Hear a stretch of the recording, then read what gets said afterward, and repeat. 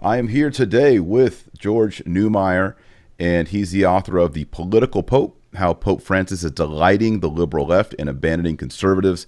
And a lot of you know him from the Summer of Shame 2018. A lot of the stories on ex-Cardinal Theodore McCarrick were broken and pursued by George Neumayr. He was doing the journalism that the papers and the news broadcasters weren't doing. He was out there, at the houses and taking photos and getting all these things done. So he did some great work for the church and exposed a lot of things. And he has some more research and journalism coming out. And so, George, welcome. Thanks for having me.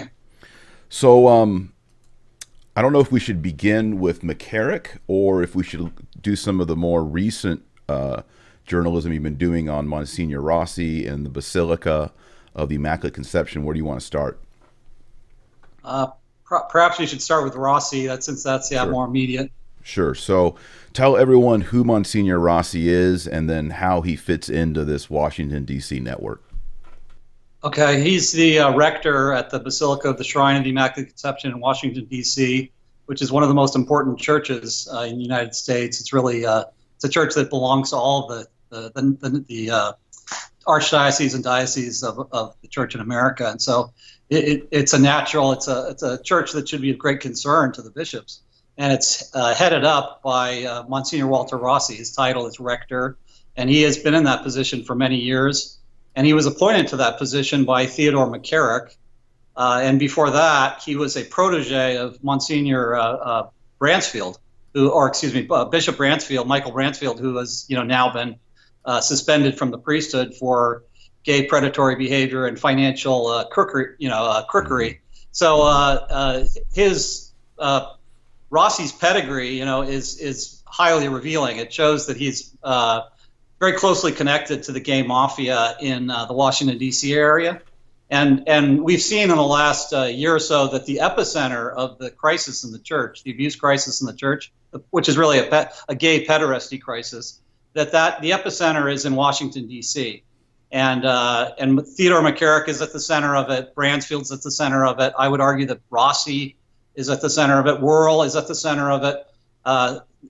So you have a collection of either gay mafia practitioners or gay mafia enablers, all in the Washington, D.C. area, many of whom have passed through Catholic University of America. You have David O'Connell, who's the Bishop of Trenton. He's the former president of Catholic U, and all sorts of gay mafia rumors swirl around him. And but Rossi, I've been looking at Rossi because in that triumvirate of McCarrick, Bransfield, and Rossi, the only pillar that hasn't fallen is Rossi. Now, where does Cardinal Wuerl fit in all of this? You did a lot of trailing and researching, and how does he fit? I mean, we know about McCarrick. That's a slam dunk.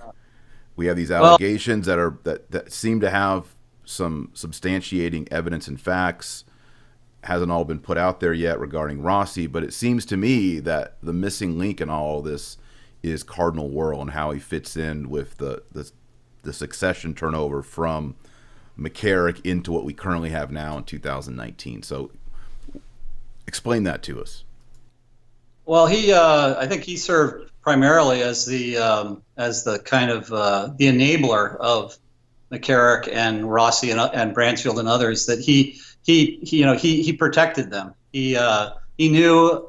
Well, we know for a fact that he knew that McCarrick had made an advance upon a priest, Siolek, that Father Siolek, yes. And because Siolek himself had told Wuerl about that many years before he became Archbishop of Washington. So Wuerl can't claim. I mean, I know Wuerl has said that he forgot about what Siolek had said to him, which is like saying that you forgot that you were in a plane crash once, or that a tiger once took off one of your toes. I forgot that. There are certain things you never forget, and one thing would be a priest telling you, "Hey, this very powerful man in the church made a sexual advance upon me." So the most powerful in American church, right? Yeah. So Wuerl is lying through his teeth, just as Vigano said. Vigano said Wuerl lies shamelessly.